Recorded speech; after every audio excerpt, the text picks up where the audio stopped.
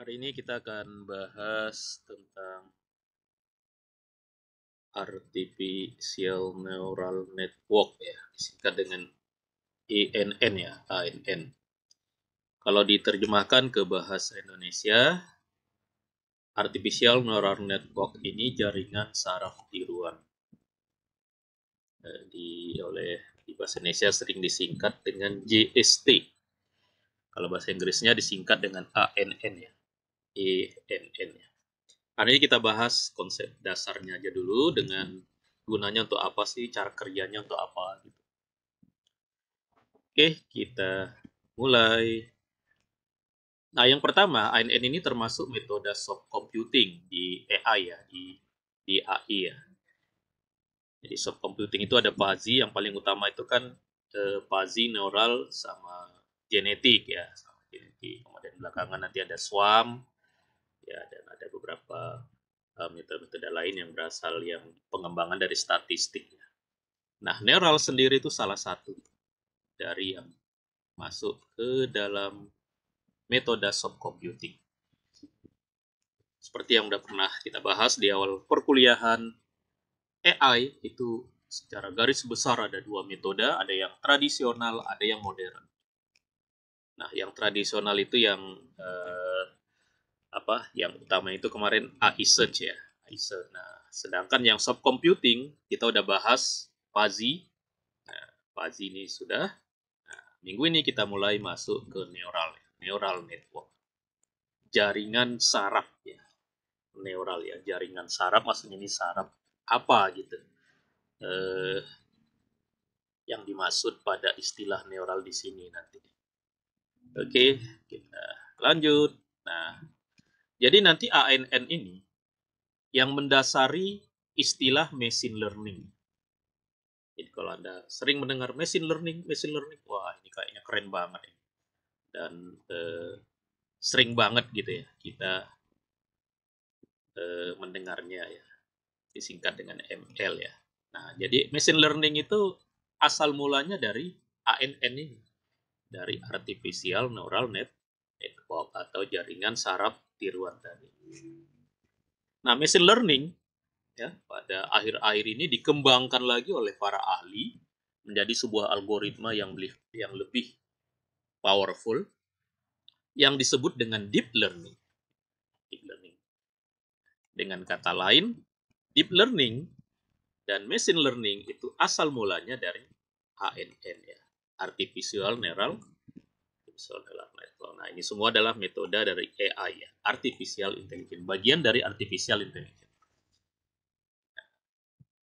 Sebenarnya machine learning ini ada yang bagian dari statistik ya. Jadi di data mining, kalau Anda udah belajar ya, di data mining itu kan ada machine learning. Nah, machine learning itu sebagian di AI ya, Artificial Intelligence, tapi ada juga machine learning yang dibuat secara statistik ya, kayak KNN gitu ya, net Bayesian gitu, itu kan secara statistik itu disebut juga machine learning ya. Tapi kalau untuk machine learning yang berasal dari intelijensi buatan ya, atau artificial intelligence, itu adalah machine learning yang sumbernya dari artificial neural network. Itu yang mau kita bahas hari ini. Apa sih ini artificial neural network ini? Oke. Nah, machine learning dulu. Machine learning itu apa? Machine learning is a type of AI that allows software application to become more accurate at predicting outcomes without being explicitly programmed to do so. Jadi, machine learning itu bagian ya, dari AI, type of artificial intelligence katanya. Jenis dari AI ya, yang kebanyakan gunanya untuk memprediksi. Nah, predicting nanti bisa digunakan untuk memprediksi. Tapi cara memprediksinya nanti, nah, dia belajar dari data, dari historical data. Kenapa disebut learning? Karena yang dia learn, yang dia pelajari itu data. Jadi data yang historical berarti data yang masa lalu ya, data yang lampau, data yang sudah terjadi. Gunakan data. Makanya disebut dia belajar ya, mesin yang bisa belajar. Itu machine learning dan secara umum ya pengertian machine learning. Nah, orang sudah lama mengimpikan sebuah software yang bisa belajar, belajar. Nah, ternyata eh, apanya? Posisinya saat ini belajarnya itu adalah dari data. Atau kita nanti nyebutnya data set, belajarnya dari data atau data set. Dari data set. Jadi mesin itu berbentuk software. Software yang bisa digunakan untuk belajar. Belajarnya dari data. Setelah data dipelajari, dihasilkanlah sebuah model yang bisa digunakan untuk memprediksi. Itulah machine learning. Nah, belakangan machine learning ini dikembangkan menjadi lebih powerful tadi. Saya sebutkan tadi. Namanya deep learning. Deep learning. Jadi deep learning ini untuk data-data yang besar umumnya ya. Banyak digunakan untuk membantu atau mendukung image processing ya, pengolahan gambar atau mungkin data-data multimedia yang lain ya, suara, video dan sebagainya, itu pakai deep learning lebih powerful. Ya dulunya orang hanya pakai metode machine learning secara umum ya, pakai ANN aja gitu. Nah, sekarang ada metode yang lebih maju, yang lebih yang lebih powerful tadi ya istilahnya ya. Deep learning nanti. Jadi deep learning itu tadi asal mulanya dari ANN, dari artificial neural network. Oke, nah sekarang kita masuk ke artificial neural network ya, atau JST ya. JST itu jaringan saraf tiruan bahasa Indonesianya ya. Nah ini apa? Nah ini adalah sebuah model. Nah, ini itu kalau ini saya ambil dari jurnal Environment Management ya. Adalah sebuah model that consists of several processing element. Adalah sebuah model yang dia punya beberapa prosesor. Nah, dia punya beberapa elemen prosesor, di mana semua elemen prosesor ini bisa menerima input. Kemudian nanti diolahnya menjadi output. Nah, di mana outputnya ini dihasilkan berdasarkan ada namanya nanti fungsi aktivasi. Itulah pengertiannya secara umum seperti itu ya ANN. Nah, nanti kenapa harus seperti ini? Nah, karena nanti ya kita akan bahas nanti ya. Neural network itu sumbernya dari pengetahuan manusia tentang otak kita ya. Jadi orang-orang biologi, nah mereka punya ilmu bagaimana otak manusia itu strukturnya, cara kerjanya. Itulah yang dimodelkan dalam bentuk komputasi yang menjadi program. Gitu nanti ya. Nah ini ada beberapa definisi yang saya ambil ya dari buku. Nah ini kita kan kemarin kan buat buku ya rame-rame ya. Di situ juga ada dibahas tentang artificial neural network ya. Jadi prosesor yang terdistribusi dia. Jadi seolah-olah ada beberapa prosesor. Ya kayak otak kita, sebenarnya otak manusia itu kita punya bermiliar-miliar prosesor. Dibandingkan dengan komputer zaman sekarang yang prosesornya paling 32. Ya kan, 32 core ya, 16 core, berapa core gitu komputer Anda sekarang. Tapi otak kita itu punya prosesor yang jauh lebih banyak. Itu dipelajari di biologi. Nah, struktur dan cara kerja otak manusia itulah yang dimodelkan. Pertama dimodelkan dalam bentuk matematik, akhirnya bisa dimodelkan dalam bentuk komputasi ya, atau program. Nah itulah ya artificial neural network. Makanya dia disebut otak tiruan, meniru otak manusia ya, neural. Neural itu bagian-bagian kecil dari otak kita. Artificial neural dalam bentuk, jadi di dalam otak kita itu ada neural yang tersusun dalam bentuk jaringan ya. Makanya ada network istilahnya. Network di sini bukan jaringan komputer ya. Network itu kan pengertian terhubungnya berbagai elemen ya, saling terhubung berbagai elemen. Itu disebutin dengan network. Nah, neural atau bagian komponen yang ada di dalam otak manusia itu membentuk network di dalam kepala kita ya. Itu tadi yang dimodelkan dan dibuat menjadi dalam bentuk program nanti. Oke, itulah kira-kira ininya ya, prinsip dasar dari ANN yang kita awali dari definisi tadi. Nah, Memang ANN ini digunakan untuk apa saja? Nah, sekarang udah digunakan sangat luas sekarang. Ya, pertama untuk membangun model yang bisa untuk memprediksi ya. Kalau kita mau membangun model yang bisa digunakan untuk memprediksi, biasanya kan kita regresi atau forecasting ya, atau klasifikasi atau clustering. Nah, ANN bisa melakukan ini, ya, melakukan ini, membuat model untuk memprediksi. Ya, seperti data mining.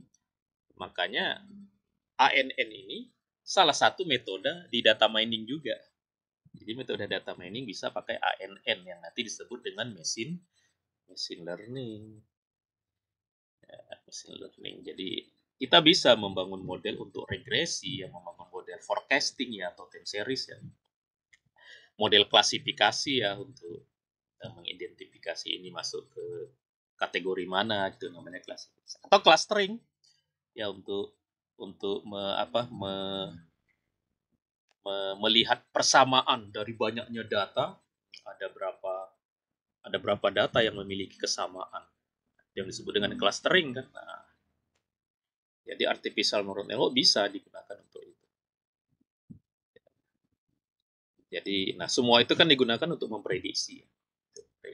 Kegunaannya untuk apa? Bisa digunakan untuk memprediksi. Memprediksi apakah besok hujan atau tidak, memprediksi ekonomi kita akan naik atau turun kan gitu ya, memprediksi apakah si A nanti masa depannya bagus atau tidak ya, kuliahnya nanti akan selesai atau tidak gitu contohnya ya. Kalau untuk di data akademis kan kita banyak juga membangun model prediksi ya. Jadi bisa dibangun pakai artificial neural network ya. Nah, kemudian banyak digunakan untuk pengenalan pola ya. Bahasa Inggrisnya pattern recognition. Ini biasanya pengenalan pola ini di image processing lah yang paling umum. Bisa mengenal pola, ya. Mengenal wajah gitu ya, face recognition ya, mengenal suara, mengenal tanda tangan, ya, mengenal tulisan dan sebagainya itu bisa digunakan ANN ini ya. Nah, kalau di teknik bisa digunakan untuk sistem kontrol yang bersifat adaptif ya. Dia ngontrol tapi adaptif terhadap dunia luar. Adaptif itu kan beradaptasi ya. Jadi kalau data di dunia luar itu berubah, maka sistemnya berubah. Nah, itu namanya adaptif. Ya kayak manusia kan. Manusia itu kan makhluk yang paling adaptif ya. Ya. Terhadap lingkungan itu manusia paling mudah untuk beradaptasi. Maksudnya beradaptasi itu menyesuaikan diri. Kenapa manusia menjadi makhluk yang mudah menyesuaikan diri? Karena manusia bisa belajar. Dari belajar itulah dia jadi adaptif. Ya, dari belajar itu dia menyesuaikan diri. Itu namanya adaptif. Makanya eh, makhluk di muka bumi yang paling lama punah ya manusia. Karena untuk saat ini disebut tingkat adaptifnya paling tinggi ya. Sejak dulu ada manusia, tapi kan sebagian kayak binatang-binatang purba itu kan punah ya. Tapi manusia nggak punah karena kita bisa beradaptif. Ada manusia yang bisa tinggal di tempat yang sangat dingin, bisa tinggal di tempat yang sangat terik ya, dan sebagainya gitu. Nah, itulah sifat adaptifnya. Kenapa? Karena ternyata adaptif itu berkaitan dengan kegiatan belajar ya, learning itu ya, machine learning. Nah, maka sistem kontrol yang adaptif itu bisa dibangun pakai ANN. Nah, pengolahan sinyal ini untuk mengolah sinyal apa itu biasanya kita sekarang kan kalau sinyal itu kita kan yang kita ingat sekarang pakai data ya, apa seluler ya atau internet ya.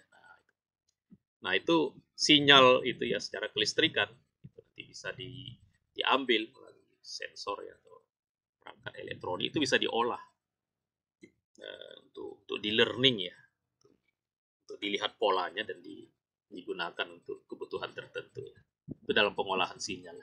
Ini bahasa Inggrisnya sinyal processing. Ini mata kuliah di jurusan elektro ya. Sistem pendukung keputusan. Nah, jadi apa? Decision support system ya, decision support system bisa dibangun pakai ANN ini ya. Di samping biasanya kita kan pakai ini sistem pendukung, tentu banyak pakai multi kriteria decision. Nah, tapi bisa juga pakai ANN juga. Atau sistem pakar ya. Sistem pakar itu memang yang paling banyak itu pakai PASI ya. yang kemarin ya. Kenapa sistem pakar banyak dibangun pakai fuzzy? Karena kepakaran seseorang itu bisa dimasukkan ke dalam knowledge fuzzy. Nah, kalau di sini nanti di sistem ini nanti beda dia bagaimana kok sebuah sistem itu bisa jadi pakar. Kenapa? Karena nanti sistemnya itu dibangun sendiri nanti. Nah, ini nanti perbedaannya nanti ANN itu dia membangun model sendiri. Membangun model. Berdasarkan data ya, berdasarkan input sama output, dia bisa di tengah-tengahnya dia membuat sistem sendiri. Oke, dan sebagainya nanti itu banyak aplikasi lain yang sudah dibangun berdasarkan ya pakai metode ANN di zaman kita ini. Nah, kalau kita melihat dari segi sejarah, sebenarnya matematika artificial neural network ini udah lama ada. Nah, tapi baru sekitar 10 tahun ini baru berkembang. Kenapa? Karena di zaman dulu komputer belum begitu cepat, belum begitu besar, belum begitu sebagus sekarang ya, sehingga ANN ini hanya ada di dalam perhitungan-perhitungan aja. Nggak bisa diimplementasikan. Tapi sejak di tahun katakanlah tahun 2000 ke atas ya, atau tahun 90 ke atas lah, sejak komputer itu prosesornya makin cepat, memorinya makin gede dan sebagainya, maka konsep-konsep ANN yang dulu hanya bisa dihitung secara matematik itu bisa diimplementasikan ya dengan kemampuan loopingnya ya, kemampuan apa iterasi ya, kemampuan iterasi dari komputer bisa mengimplementasikan ANN. Kalau kita lihat dari segi sejarah. Jadi ini bukan hal yang baru. Nah, tetapi bentuk komputasinya, ya, maksudnya bentuk programnya, itu baru ada sekitar 20 tahun belakangan. Oke, kita masuk ke prinsip kerja. Nah, gimana cara kerjanya? Nah, jadi neural di sini artinya saraf ya. Saraf itu bagian dari otak kita. Bagian dari otak secara fisik ya. Jadi kalau Anda ingat lagi pelajaran biologi, waktu kita belajar apa yang ada di dalam kepala kita itu kan ada otak. Ini otak manusia ya. Kalau otak apa? Kalau otak sapi aja enak ya. Kalau otak manusia ya berguna, sangat berguna. Kalau kita nggak berguna, kita dianggap nggak punya otak ya istilahnya. Oke, jadi neural itu artinya saraf. Saraf itu bagian ya. Jadi kalau ini ya. Jadi otak itu memang kayak lemak begini ya. Nah, ini kayak gambar lemak begini. Kalau ini otak. Maka ada banyak komponen dalam bentuk titik-titik di sini ya. Nah, kecil gitu ya. Ini namanya neuron. Setiap neuron ini secara manusia ya. Ini pelajaran biologi ya. Setiap neuron itu bisa menyimpan satu informasi. Jadi setiap neuron itu ada semacam listrik yang tersimpan di sana, besarnya dalam besaran tertentu, itu bisa menetap maksudnya bisa dalam waktu beberapa lama besarnya level besarnya segitu. Itu namanya menyimpan. Sehingga satu neuron disebut dapat menyimpan satu informasi. Ya, memang di dalam otak kita neuronnya ada berapa? Nah, ternyata dalam otak manusia neuronnya itu ada 80 miliar ya, sekitar 80 miliar. Wah, itu miliar berarti banyak sekali ya. Artinya kita memang secara potensi jauh lebih hebat dari komputer yang hanya punya berapa? 32 prosesor misalkan gitu ya. Kita punya 80 prosesor manusia. Makanya adaptif manusia itu luar biasa ya. Ya. 10% aja manusia bisa menggunakan neuronnya ini, itu udah disebut orang jenius ya. Jadi orang paling jenius itu paling dia menggunakan neuronnya cuma 10% ya. Tapi secara potensi kita bisa, potensi kita sangat besar sekali. Jadi cuma ya kebanyakan tidak melatih sehingga potensi otaknya tidak mencapai maksimal ya. Atau mungkin dibatasi oleh umur. Nah, manusia kan dibatasi oleh umur ya. Umur sekian dia nggak bisa lagi melatih otaknya, ya udah berhenti. Nah, gitu ya. Tapi potensinya itu 80 miliar neuron ya. Neuron itu semacam prosesor lah kalau di komputer yang ada di dalam tubuh manusia. Nah, ini yang dipelajari cara kerjanya di dalam biologi. Nah, Orang biologi mempelajari otak manusia itu, di dalamnya ada macam-macam elemen-elemen yang lain selain neuron itu sendiri ya. Ada nukleus ya, nukleus itu untuk memproses informasi. Ada dendrit namanya, ada akson, ada sinapsis. Nah ini dari sini. Inilah kalau diperbesar gitu otak manusia, diambil satu neuron seperti ini. Ada dendrit, ya, ada sel body, ada sinapsis ini. Ya ini pelajaran biologi lah seperti ini. Ada berapa kita jumlahnya ya? Tadi itu yang bermiliar-miliar kita punya jumlah neuron di dalam otak kita. Yang kecil itu yang paling segenggam tangan kita. Tapi banyaknya itu bermiliar-miliar otak manusia. Nah, dengan struktur yang seperti inilah otak manusia bisa mengenal wajah, ya mengingat pola, mengontrol organ-organ tubuh kita ya, mengontrol tangan, mengontrol kaki, mata, kan itu yang mengontrol otak kita semuanya. Yang berlandaskan dari apa? Miliaran neuron yang ada di dalam kepala kita ya. Jadi strukturnya seperti ini ya. Jadi dia juga ada input, ada outputnya nanti. Karena antar neuron nanti saling berhubungan di dalam otak kita, dalam otak manusia. Ya, kalau Anda ini nanti silakan Anda buka lagi ya pelajaran biologi ya, tentang pelajaran tentang otak manusia. Secara fisik ya. Secara fisik. Kita akan mengenal otak itu secara fisik. Ada juga otak itu secara psikologi ya. Secara psikologi kalau orang bilang kamu nggak punya otak, itu nggak mungkin ya, karena yang namanya manusia pasti ada otak di kepalanya secara fisik, tapi secara psikis bisa jadi dia otaknya dianggap nggak ada ya, gitu kalau tidak digunakan. Oke, itulah kira-kira sekilas tentang bagaimana otak manusia, strukturnya dan cara kerjanya gitu nanti. Jadi otak ini dia bisa menyimpan tadi. Jadi pengertian menyimpan di sini adalah dia bisa berisi level listrik ya dalam level tertentu dan itu bisa bertahan beberapa lama. Itu namanya menyimpan. Nah, itu kalau dikombinasikan itulah jadi sebuah pola wajah, sebuah pola eh, apa? Dia jadi mengenal satu situasi, ya dia bisa mengontrol dan sebagainya itulah. Secara biologi dipahami ilmuwan seperti itu cara kerja otak manusia. Nah, semua cara kerja ini tadi ya, ini cara kerja otak manusia itu dimatematikkan gitu oleh orang matematika dulunya ini tahun 50-an ini udah dihitung-hitung dari apa pelajaran-pelajaran apa penemuan-penemuan di bidang biologi itu oleh orang matematik ya, ini orang matematik. Dicoba disimulasikan. Oh, kalau gitu ini satu neuron. Nah, jadi satu neuron itu secara matematik dibagi dua. Jadi dimodelkan ada bagian ini ya namanya bagian penjumlahannya ya, bagian summarization, dan ini bagian ini namanya ini yang simbolnya theta, ini fungsi aktivasi ya namanya atau fungsi transfer. Jadi ada dua bagian. Jadi satu neuron inilah dia bisa menerima input. Ini contohnya inputnya 2 ya, X1 sama X2.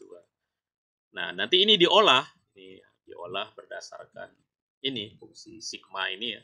Diolah dengan posisi sigma, nanti di hasil outputnya ditransfer. Nah, ini fungsi transfer aja ya. Dia tidak ngolah, cuma dia membaca jika ini terjadi outputnya begini, kalau besar sekian sekian. Nah, itu disebut fungsi transfer, itu jadi output. Nah, jadi satu neuron ada input, ada output. Outputnya ini nanti diberikan ke neuron yang berikutnya. Nah, neuron itu ngolah lagi yang output dari sebuah neuron jadi input di neuron di depannya. Ini diolah lagi. Itulah yang ada bermiliar-miliar neuron bekerja seperti itu dalam bentuk arsitektur neuron tertentu ya. Ya, perhitungannya sendiri sederhana ya, ini ya. Jadi nanti ini input, misalkan ini di setiap input itu ada secara matematik dibuat ada namanya ini nilai bobot ya, W1 ya, weight ya, nilai bobot. Nah, kalau secara manusianya, jadi setiap input itu pengaruhnya terhadap besar input itu beda-beda. Ada yang pengaruhnya besar, ada yang pengaruhnya kecil. Secara matematika, kalau pengaruhnya besar, maka nilai W-nya dibesarkan. Gitu. Kalau pengaruhnya kecil, nilai W-nya nanti.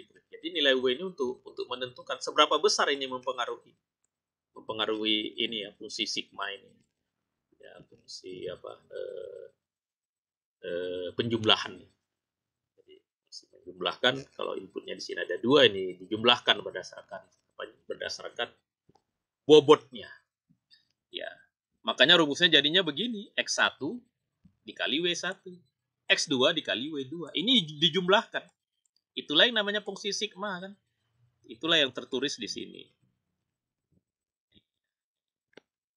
W1 kali X1, W2 kali X2. Nah, yang dikeluarkan oleh fungsi sigma ini nanti ini ada dia outputnya ya, output secara internalnya lah. Katakanlah ini namanya A. Nah, maka nilai A itu ya tentu X1 kali W1 ditambah X2 kali W2. Tapi nilai A ini pun ada nanti yang tidak hanya ditentukan oleh input, tapi ada faktor lain yang menentukan. Karena ada faktor lain, maka secara matematik dimasukkan parameter namanya B. Nah, B ini namanya bias ya. Singkatan dari bias ya. Kalau W tadi wake ya. Nah, bias. Maka secara matematik ditambahkan ini plus B. Nah, bias tadi. Itulah yang jadi A nanti di sini. Nah, ini kan jadi sebuah nilai nanti ya dihitung gitu. Ya, kalau mudahnya gini lah. Kalau ini 1, ini 2. Nah, ini 3, ini 4. B-nya misalkan 5. Nah, ini saya buat angkanya mudah-mudah aja. Berarti berapa? Ayo, berapa? Berapa? 3 kali 1, 3. 4 kali 2, 6. Ya kan? Berapa ini? 9. Ini B, langsung tambah 5. Berarti A sama dengan berapa ini? Berapa ini? Ayo, ini kebiasaan ngitung pakai komputer, ngitung manual nggak bisa. Halo? Masih kedengaran? Kedengaran, 4 Pak. kali 2, 8, Pak. Ini berapa? 8, Pak. 4 kali 2. Ini 3 tambah 6 tambah 5. Ini Yang 6 3, bukan yang 3 4, ini yang ya. 4. Ini ya 3 kali 1. Oh ya ini 8 ya, sorry. Ya itu tadi itu kebiasaan ngitung pakai kalkulator.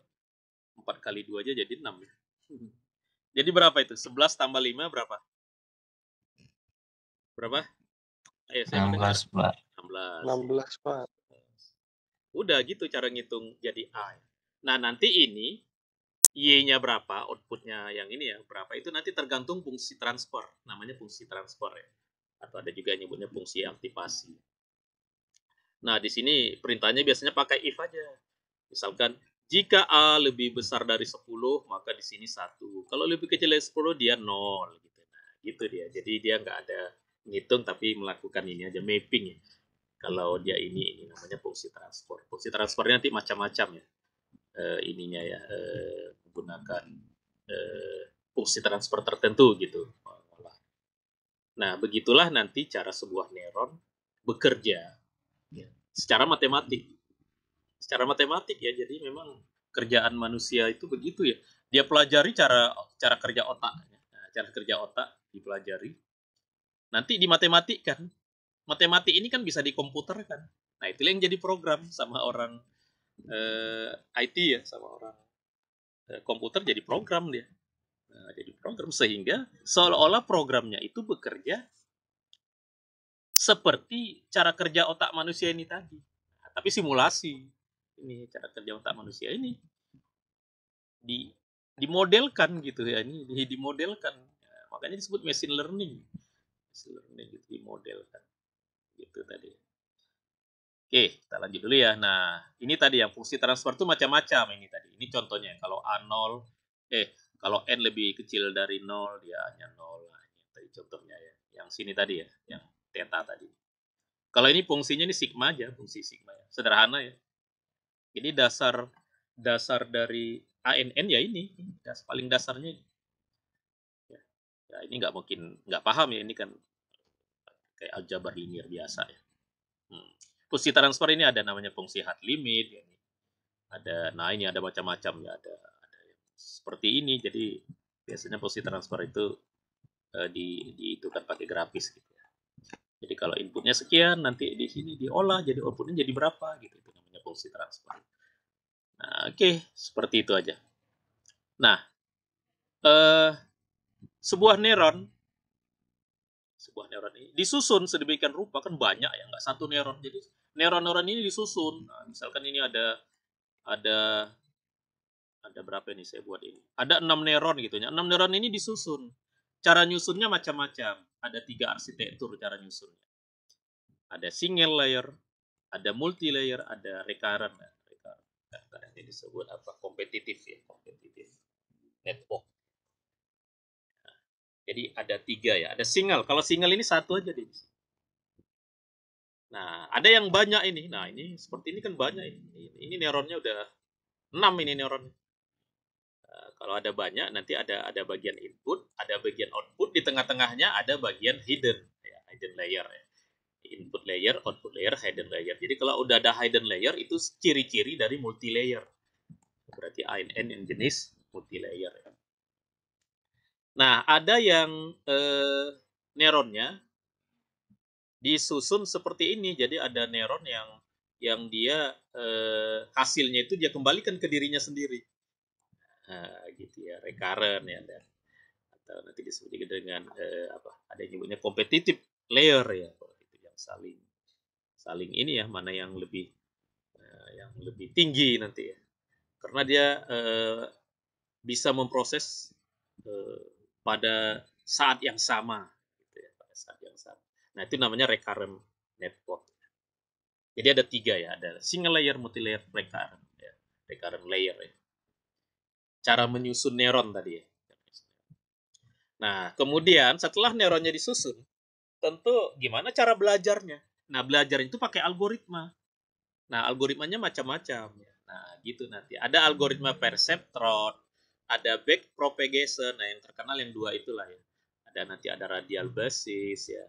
Ini yang tadi recurrent tadi, ini ada algoritmanya ya. Ada algoritma Hopfield ini untuk yang ini ya, yang unsupervised ya. Ada yang Boltzmann, nah, macam-macam nama algoritma untuk gimana nanti pembelajaran bisa dilakukan pada sebuah arsitektur dari jaringan AIN ini. Ini learning apa yang dipelajari? Mempelajari data. Jadi nanti ini kan data, ini data input, nanti ada data output. Hubungan antara data input dan output itu bisa dipelajari polanya oleh machine learning.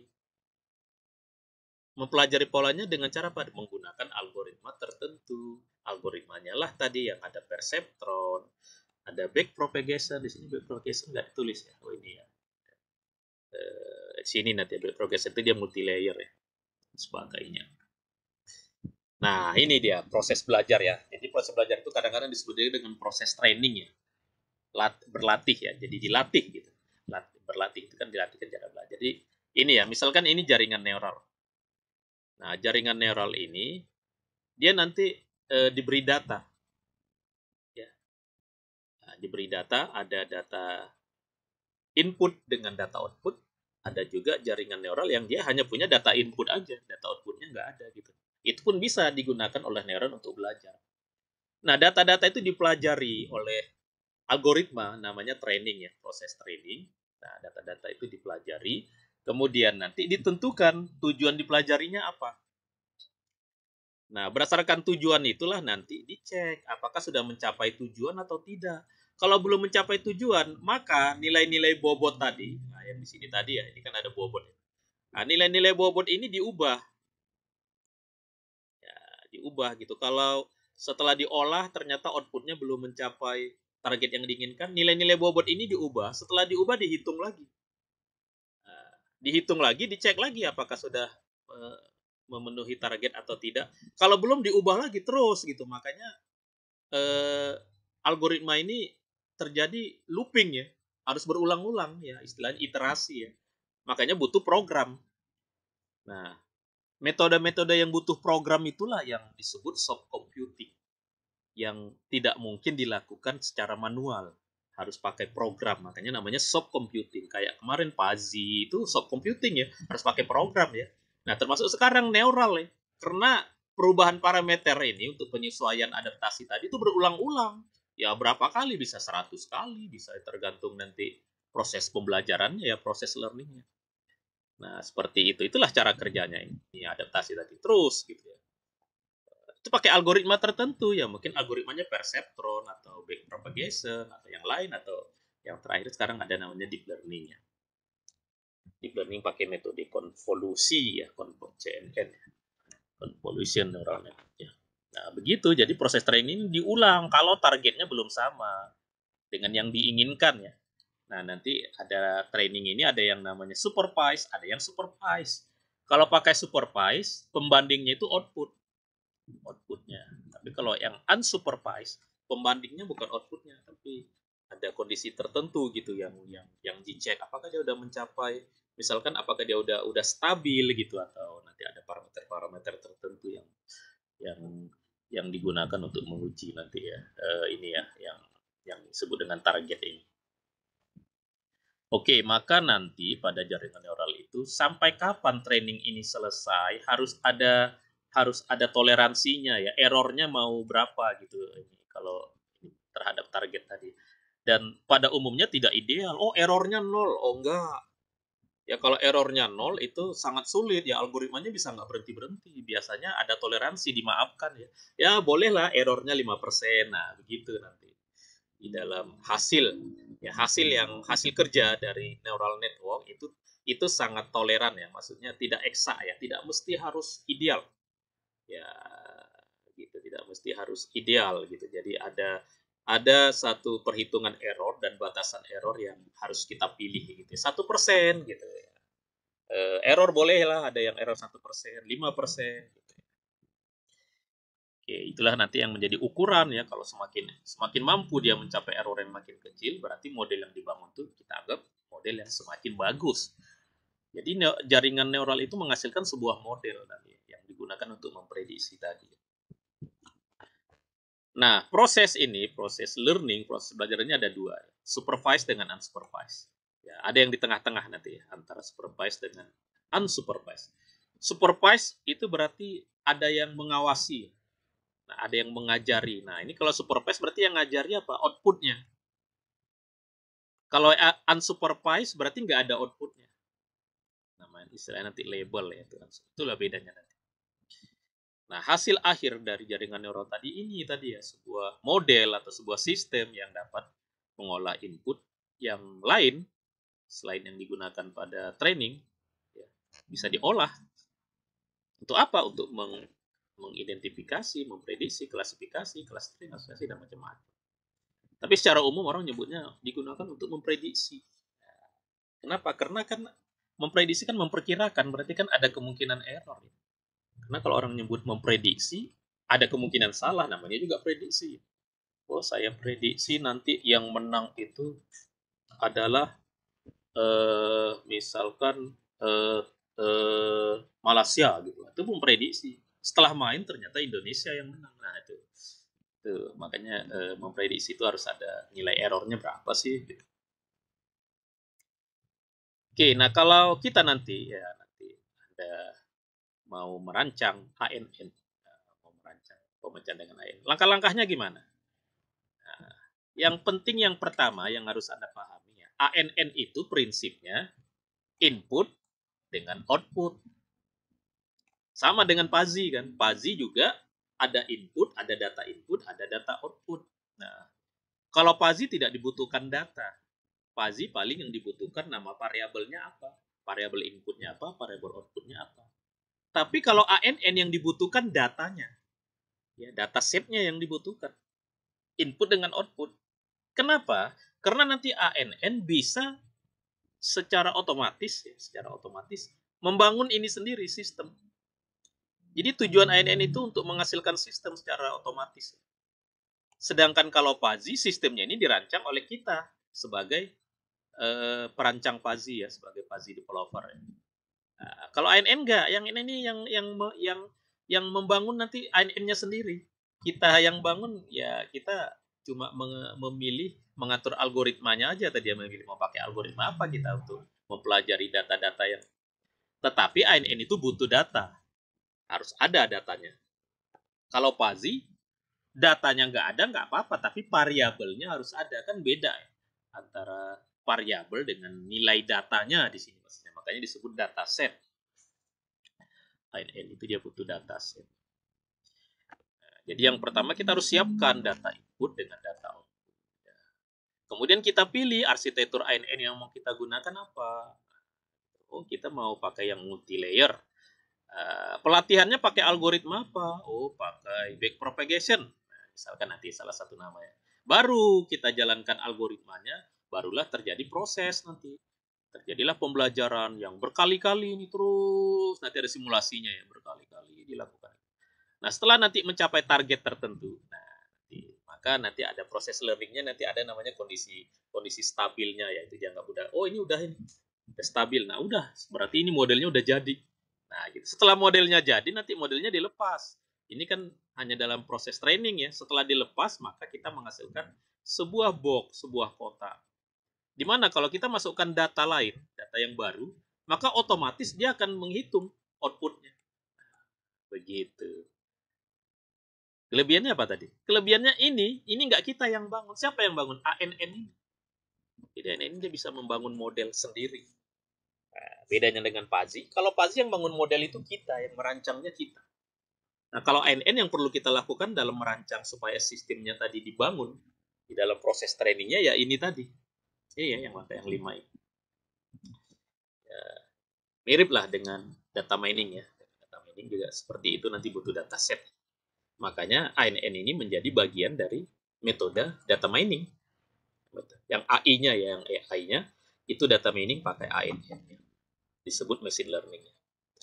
Nah, ini tadi langkah perancangannya kalau mau digambarkan secara flowchart.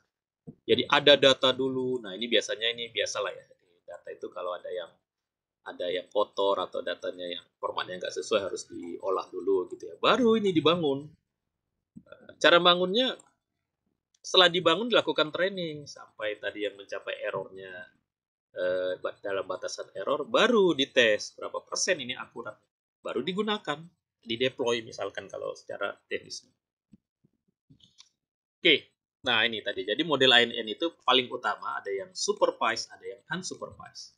Nanti ada yang hybrid ya antara supervised dengan unsupervised. Nah gitu.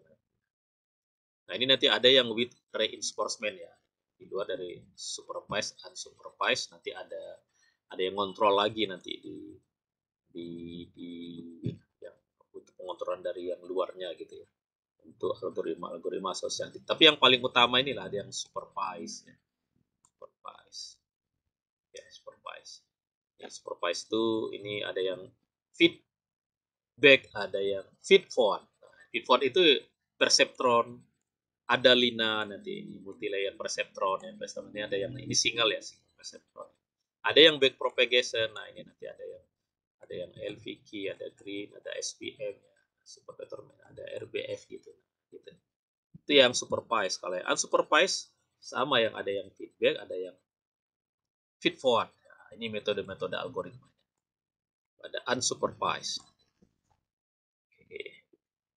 Nah, biasanya supervised itu regresi, time series, klasifikasi itu supervised. Unsupervised itu biasanya clustering, asosiasi. Nah, itu unsupervised. Berarti kalau unsupervised tidak butuh output. Nah, datasetnya yang harus ada itu hanya dataset input aja. Itu yang unsupervised. Ya, secara sederhananya seperti itu membedakan supervised dengan unsupervised. Nah, inilah perbandingannya. Apa sih bedanya algoritma unsupervised? Nah, gini. Kalau yang supervised dia harus ada input data is label ya, ini yang supervised. Nah, kalau yang unsupervised tidak harus ada labelnya ya. Label itu dalam hal ini di sini jadi output ya. Nah, dan selanjutnya ya ini yang tadi ya. Biasanya untuk klasifikasi, untuk regresi gitu ya. Tapi kalau yang unsupervised biasanya untuk clustering, untuk asosiasi gitu. Ya. Nah, yang ini biasanya digunakan untuk memprediksi ya, kalau supervised. Sedangkan yang unsupervised kebanyakan digunakan untuk menganalisa ya. Jadi sebuah sekumpulan dataset itu mau kita analisa. Seperti apa sih polanya? Itu namanya unsupervised ya. Oke, itu grafis. Jadi supervised itu ada kelasnya. Sedangkan unsupervised belum tahu kelasnya. Justru unsupervised algoritmanya itu fungsinya untuk menemukan kelasnya. Nah, gitu. Dia menjadi penemu kelas. Jadi kelasnya nggak ada dulu. Kalau ini ada dulu kelas. Kelas itu maksudnya pengelompokannya ya, atau kategori dari data itu masuk ke kategori mana gitu. Oke. Nah, ini secara lebih detail kita fokus ke dua algoritma yang terkenal dulu ya di dalam ANN ini, yaitu perceptron sama backpropagation. Yang paling sederhana itu ya perceptron ini ya, biasanya yang paling awal dipelajari bagaimana ANN ini bekerja dari algoritma perceptron. Ini yang tadi ya, ada input, ini bias, ini fungsi sigma tadi, ini fungsi transfer. Ya, gitu. Tadi gitu ya kalau nilainya, nah seperti ini ya. Kalau nilainya belum ini, maka terjadi looping di sini sampai konvergen ya, sampai stabil gitu ya. Biasanya pertama kali nilai-nilai bobot itu dikasih random. Lalu dihitung seperti rumus tadi. Rumus tadi nanti kalau belum ada belum belum apa kalau outputnya belum konvergen lah istilahnya, atau errornya belum mencapai nilai tertentu, maka nilai W-nya berubah. W sama dengan W tambah S. Nilai W berubah dengan nilai X gitu ya. Kemudian dilakukan perhitungan lagi. Perhitungan yang apa? W1 X kali W ditambah dengan posisi transfernya kan.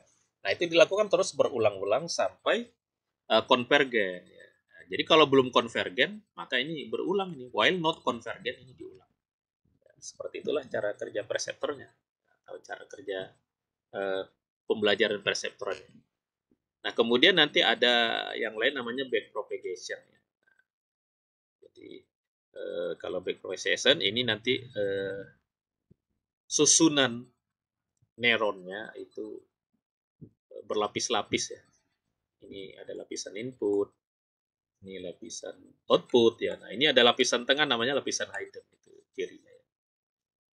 Nah, jadi pertama dihitung gini dulu, feed ya, forward ya. Kemudian nanti yang pas ke belakangnya ini mundur, ini dihitung juga. Tadi disebut backward ya. Back propagate ya, back propagate. Jadi errornya dihitung secara back propagate. Makanya disebut back propagation. Nah, dua algoritma ini penting di awal mempelajari artificial neural network ya. Nanti ada contohnya yang perceptron dan back propagation nanti dalam bentuk simulasi. Ya. Oke, nah itulah tadi dasar. Ya.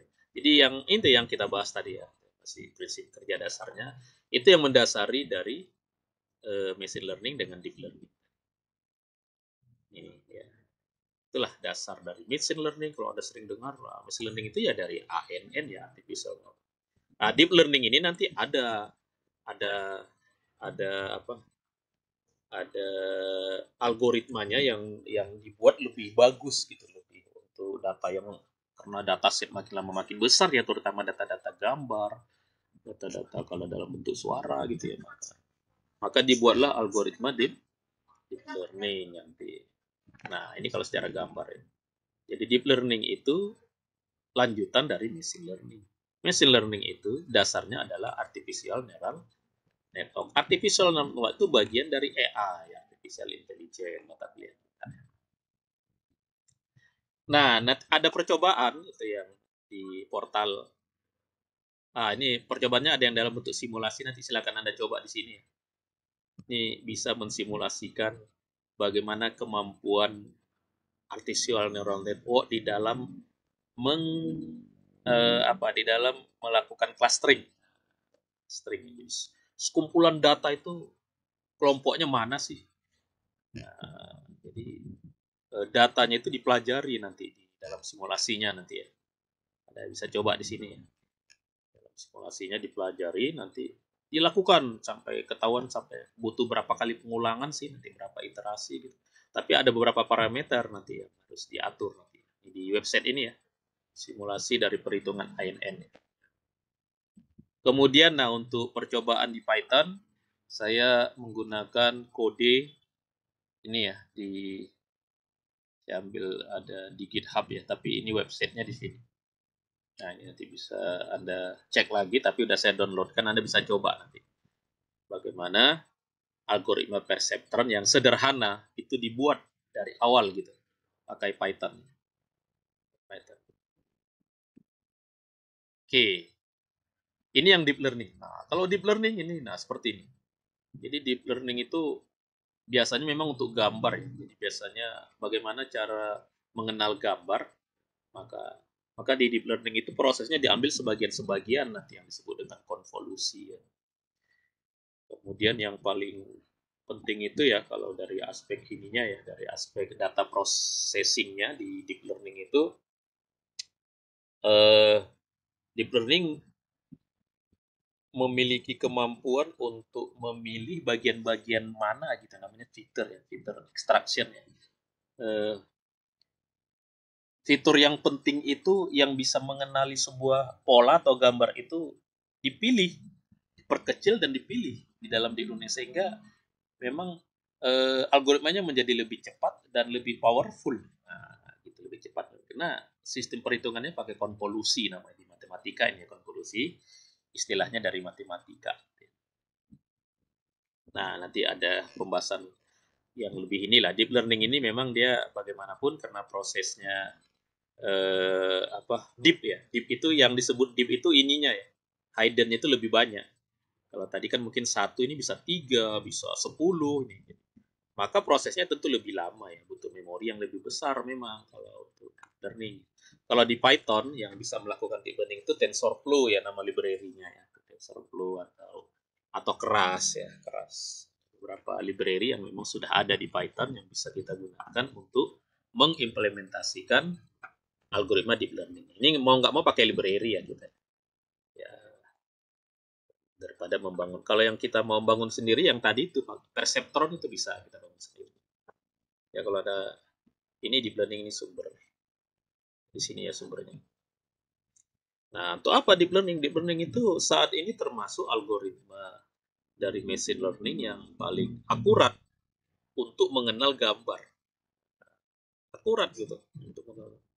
Misalkan kalau yang waktu zaman Covid kemarin ya, ada aplikasi orang buat, apakah seseorang ini pakai pakai masker atau enggak sih dia? Nah, gitu. Orang ini jaraknya berjarak enggak dia? Nah, itu gimana caranya kok bisa gambar itu dikenali oleh program? Nah, itu berhasil dibuat itu karena pakai deep learning. Nah, kan algoritma deep learning yang kalau di apa ya pakai TensorFlow yang library-nya punya Google ya. Nah, Google itu dia dia punya library sendiri untuk deep learning yang bisa kita gunakan di Python, di berbagai bahasa pemrograman lain ya di JavaScript dia juga ada ya. Nah, jadi deep learning ini termasuk pencapaian dari machine learning yang saat ini paling diakui ya, diakui akurat ya, akurasi. Oke, nah sekarang ini bahkan deep learning namanya lebih terkenal dari neural network ya. Orang kadang-kadang orang nggak tahu neural network, tahunya deep learning, machine learning gitu. Nah ini dia populer dia terus nih. Deep learning apa kepopulerannya cepat, kemampuannya juga makin bagus ya formatnya. Dibandingkan menggunakan algoritma machine learning yang lama ya kayak backpropagation, apalagi yang pakai perceptron itu hanya untuk data-data yang kecil. Jadi semakin besar data, semakin butuh deep learning nanti. Nah, data set yang besar itu digambar nanti ya, gambar, bukan teks ya. Karena gambar itu begitu dijadikan data biner, wah itu jadi besar sekali. Makanya butuh algoritma yang mampu mengolah data yang besar. Nah, itulah dia deep learning yang performanya juga bagus. Oke, inilah hubungan kita bisa lihat hubungan antara machine learning, AI dengan data mining. Jadi data mining dengan AI itu dihubungkan oleh machine learning. Nah, di AI ada algoritma yang terbaru namanya deep learning. Ini juga bisa masuk ke dalam bagian dari data. Yang ini semua ya nanti ya, ini namanya data science. Ya di luar ini kalau yang ini kan ada yang nggak AI ya, karena yang AI cuma ini. Kalau yang nggak AI di sini apa? Ya statistik. Jadi kalau analisa data sekarang kalau nggak pakai AI, ya pakai statistik. Makanya Anda wajib belajar statistik. Karena itu menjadi alat yang digunakan untuk menganalisa data. Oke, nah nanti ini tugas Anda nanti. Tugasnya Anda mencari algoritma backpropagation di yang algoritmanya algoritma Python ya, yang dari Jupyter. Nah, jadi ini sebenarnya tugasnya untuk mengajarkan Anda bahwa Anda bisa belajar dari skrip yang sudah dibuat orang yang banyak di internet. Nah, cara mencarinya nanti. Nah, ini Anda coba mencari algoritma backpropagation di yang orang sudah buat di Python dan Jupyter. Wah, itu udah banyak ya. Anda harus pernah gitu mencari-cari dan mempelajari apa yang sudah dilakukan orang lain. Paling mudah itu mencari-cari algoritma itu di GitHub ya. Berarti Anda harus punya akun GitHub dulu. Karena orang sekarang membuat program itu kalau untuk kebutuhan akademis, dia share dan kita bisa ambil, kita gunakan. Coba Anda cari nanti yang algoritma propagation, kasusnya apa, nanti silakan Anda cobakan, Anda jelaskan, nanti Anda capture hasil. Oke, itu tugas Anda ya. Ya, nanti ini lain ini yang sumber-sumber yang bisa Anda internet. Nah, ini ada buku ini. Nah, ini bukunya ini kemarin udah saya sebut ya, ini buku kita ya, beberapa dosen Unsada membuat buku AI. Nah, punya judulnya Artificial Intelligence. Mana? Baru ya? Masih tahun ini ya? Terbit Februari yang lalu. Oke, saya mau cobakan yang tadi ya, yang ini tadi ya. Ya tadi. Nanti Anda coba ya, ini yang simulasi dulu ya. Mana tadi? Ah, ini dulu ya. Ini ya. Yang ini ya. Ini saya klik. Kita klik. Nah, ini. Ya, ini mensimulasikan kemampuan neural network. Ya, bisa lah untuk kita mempelajari. Oh, gitu ya, hebat. Nah, kelihatan ya? Halo? Kelihatan. Halo? Kelihatan, Pak. Kelihatan. Mbak. Oh ya, ini karena waktu kita udah hampir ini ya. Saya buka sampai nanti kuliah selesai. Anda silakan sambil ini ya. Silakan absen. Nanti kalau demo saya udah selesai, saya tutup ya. Biar yang terlalu lama karena nanti ada rapat ya. Tadi apa tadi? Mau kita coba tadi kemana dia tadi? Sini ya. Ah, ini. Lihat. Ini contoh jaringan ANN ya. Simulasi ya. Ini dari website NIST ya. Ini input, ini jaringan hidden, ini outputnya. Ini contohnya neuronnya hanya 4. Outputnya neuronnya 2 ya. Kenapa dia 2? Karena nanti dia mau. Jadi ini contoh kasusnya ya. Jadi ini contoh kasusnya. Bagaimana algoritma bisa mengklasifikasikan data yang seperti ini. Gimana dia? Data seperti ini gitu. Ini berapa jenis kelompoknya? Nah, ini mau dipelajari oleh ANN, diminta ANN mempelajari data yang berserak. Katakanlah ini berseraknya kacau seperti ini mau digunakan untuk mempelajari. Nah, kita bisa coba kalau neuron hidden-nya hanya 4 saja, yang outputnya 2, berarti nanti dikelompokkan ke 2 gitu. Nah, coba dengan kecepatan learning ini bisa diatur ya, ini 0,03 ini default-nya. Nah, fungsi aktivasinya pakai fungsi tangen H ya, tangen hiperbolik ya. Tidak menggunakan data tidak deregularization ya, tidak ini dikosongkan. Nah, ini tujuannya klasifikasi. Nah, nanti bisa regresi juga ya, ini tujuannya untuk mengklasifikasikan, berarti sebenarnya mengcluster ya, ini cluster ini. Kita jalankan, lihat bagaimana prosesnya. Ini hanya 4, ini 2 ya, neuronnya 4, ini 2. Ini kita cek, kita lihat nanti di sini prosesnya ya, kelihatan. Nah, ini jadi setiap yang dicek oleh proses learning itu ini grafik ini sampai dia mencapai titik stabil, sampai baru berhenti gitu. Nah, cek lihat stabilnya di mana, kita lihat ya stabilnya di mana. Ini sudah pengulangannya udah 300 kali belum selesai, hampir 400 kali loopingnya belum selesai. Kita lihat sampai kapan dia selesainya.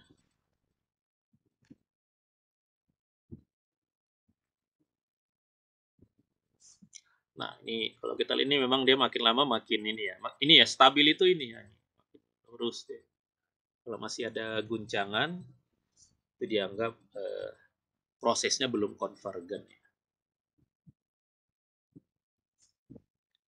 Ini ya, ini dia masih proses ya. Dia masih proses terus ini. Sampai tadi nilai, dalam hal ini nilai errornya dibaca dalam bentuk ini.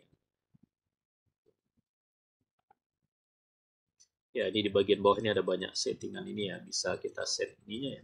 Sensi. Ini hasil evaluasi ya. Noise-nya ini banyak. Jadi memang di artificial neural network ini cukup banyak parameter ya. Kalau gitu. Ini program simulasi ya, udah 1000. Nah, udah 1000.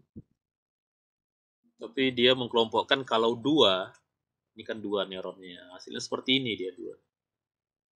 Dan ini belum selesai. Oke ya, saya berhentikan dulu ya. Nanti Anda bisa coba sendiri di rumah. Nah, ini datanya, selain ini datanya bisa kita ubah. Ada yang sebaran datanya seperti ini kan. Ini, nah ini kita ginikan aja ya. Ada yang datanya seperti ini. Nah, ini datanya seperti ini. Gitu ya. Ada yang datanya di sini dengan di sini. Ada yang, jadi ada 4 ya. Ini ada 4 yang spherical ya. Nah, kemudian data ini sebenarnya data set ya, dalam bentuk data set. Cuma ini sudah digambarkan dalam bentuk scatter ya namanya. Scatter, gambar scatter. Nah, data ini mau diklasifikasikan pakai algoritma, pakai ANN, pakai ANN di sini.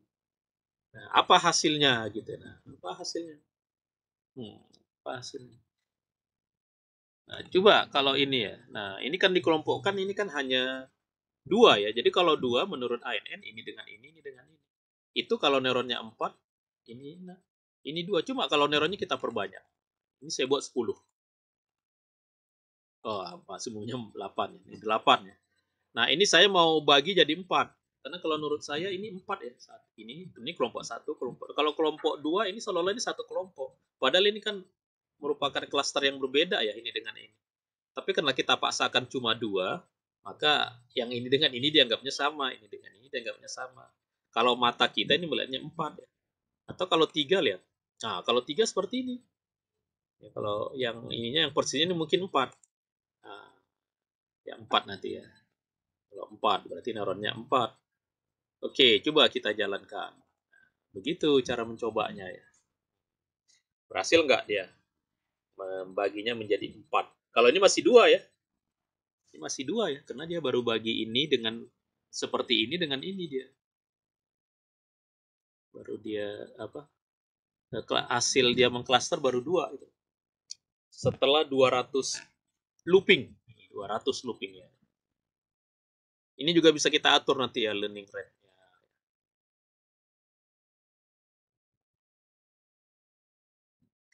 Oh, ini dia ya, ini ternyata dia cuma 2 ya. Yang dihasilkan 2. 2 kelompok ini. Yang baru dia yang 2 itu ini dengan ini ya. Ini dengan ini. Dengan yang tadi ya. Oh, ini jumlah hidden-nya tadi ya. Saya mau nambah ini. Ini kenapa dia nggak mampu 4? Karena jumlah hidden-nya cuma 2 ya. Coba saya tambah ini. Saya tambah. Jangan banyak banget ya. 6 lah. Wah, jadi ada 6 ini. 1, 2, 3. Jadi kalau deep learning memang hidden layer-nya itu banyak ya. Ada banyak. Coba apakah ini dia bisa nggak ya? Nah, ini neuronnya di sini. Ya, 4 di sini. Outputnya. Bisa nggak dia membagi ini jadi 4? Sampai berapa gitu neuronnya yang bisa dilakukan oleh neural network? Oke.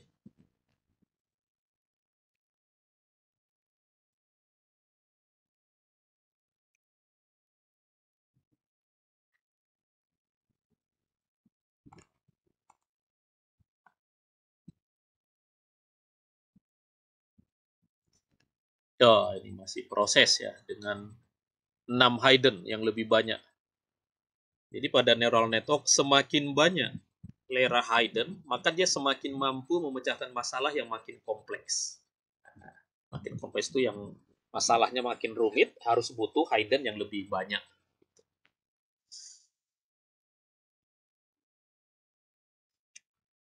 Oke ya, ini yang simulasi online ya. Nanti silakan Anda ini untuk Anda coba-coba aja sambil Anda belajar. Oh, seperti itu rupanya artificial neural network atau machine learning ya. dia harus ada dataset. Ini datasetnya udah ada ya, dan digambarkan lagi nih, udah dalam bentuk gambar udah enak ya. Ini bentuk datasetnya seperti ini seperti ini. Nah, ini datasetnya ini dua ya, dua variabel x sama x1 sama x2 digambarkan dalam bentuk scatter ya. Ini x1, ini x2 scatter. Oke, itu yang pertama percobaan Anda. Nah, yang kedua yang ada di portal ini, belum ya? Oh, belum saya upload ya. Belum saya upload. Tapi Anda bisa download ya dari ini tadi ya. Anda bisa, nah sini Anda downloadnya dari sini bisa. Ini yang untuk Perceptron ya. Bisa download dari langsung ya, dari sini atau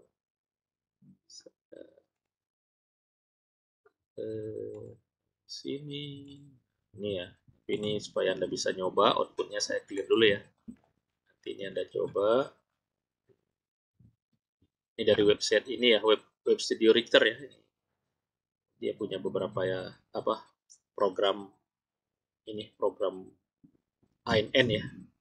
Jadi enak sekarang ya, kita udah banyak contoh-contoh gitu yang bisa kita pelajari untuk kita buat yang baru tentunya, atau kita gunakan untuk saya upload tadi itunya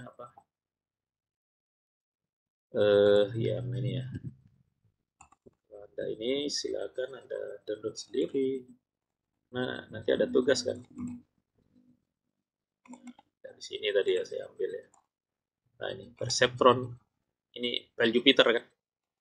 Ya, yang ini silakan Anda coba sendiri. Oke. Anda coba. Nah, ini dia contohnya ya. Nah, ini. Jadi di ANN itu dia seperti data mining ya.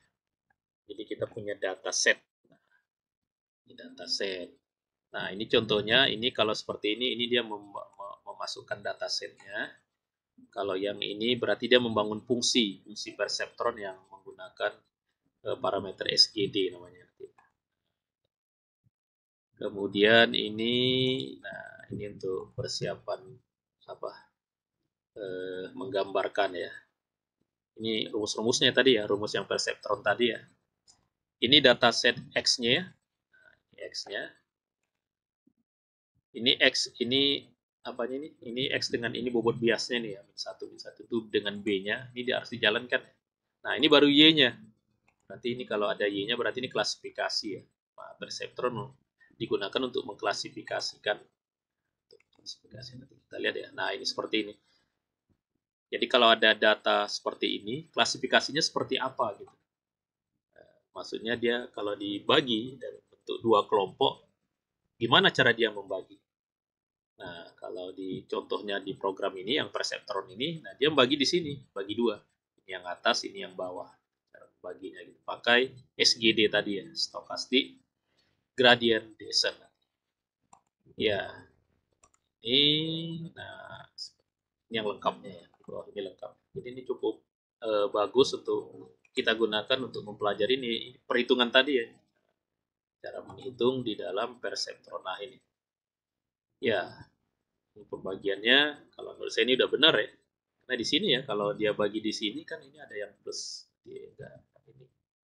Seperti itu ya. Ini contohnya Perceptron yang programnya dibuat dari dasar oleh si apa ini. Ada di websitenya ya, nama yang punya ini ya.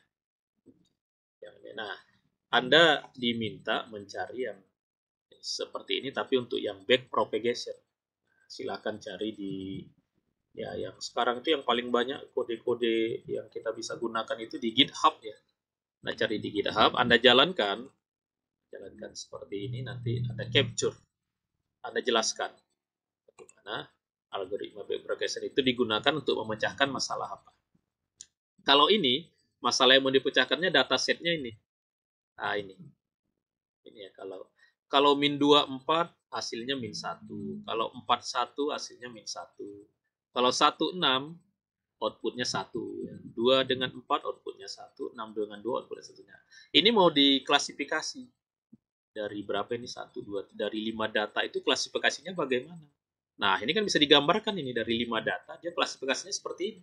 Jadi pembatasnya, klasifikasinya dibatasi di sini. Nah, jadi antara yang atas itu plus, yang bawah. Artinya ini perseptron ini berhasil mengklasifikasikan 5 data. Ini 5 data. Lah gimana kalau datanya banyak? Datanya banyak tadi contohnya ini. Contoh yang tadi ya. Ini datanya berapa yang tadi? Nah, ini datanya berapa ini? Nah, ini aja lah ini. Kalau tadi kan cuma 5, ini datanya berapa titik ini? Dan berseraknya juga sangat berserak. Nah, ini gimana cara klasifikasinya di mana ini?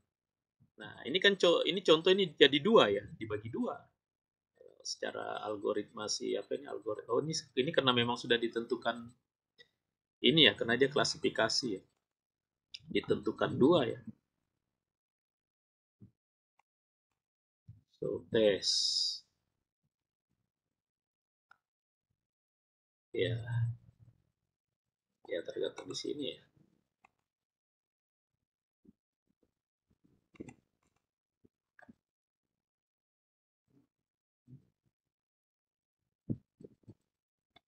Jadi kalau untuk contoh yang banyak, nah itu memang kita nggak bisa buat program eh, dari dasar seperti ini. Yang bisa memang orang rata-rata perseptron ya, perseptron yang bisa. Ini memang benar-benar programnya eh, semuanya dibuat dari awal ya, nggak menggunakan library. Tapi nanti yang big propagation itu nanti dia mungkin pakai library Anda ketemunya nanti. Silakan lah. Nah, itu jadi tugas Anda cari di mana saja ya, supaya Anda belajar program dari yang dibuat oleh orang lain nanti. Oke, itu dulu untuk pertemuan kita hari ini.